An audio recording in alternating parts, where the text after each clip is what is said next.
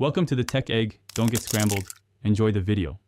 You start by verifying hardware and preparing recovery. This prevents being locked out.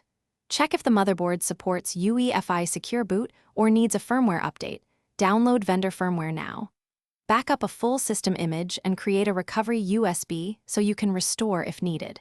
Record current BIOS settings, including boot order and CSM/legacy states, because you will reverse them if something fails. Once done, reboot into BIOS immediately and be ready to change CSM and boot mode.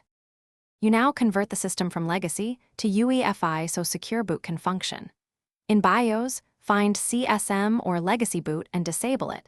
This forces UEFI mode. Make sure the system disk uses GPT.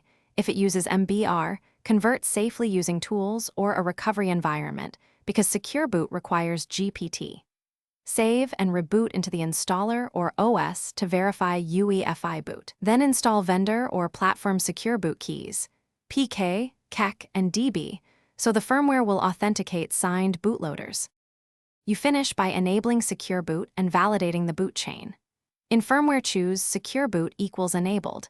Pick standard for vendor defaults or custom if you must enroll keys manually. Save and reboot. Confirm the OS loads under UEFI with Secure Boot active.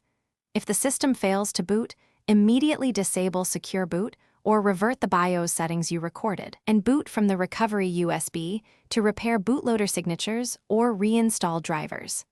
One tip: unsigned drivers or kernel modules are the most common cause of. Thanks for watching. Consider subscribing if I helped unscramble your problems.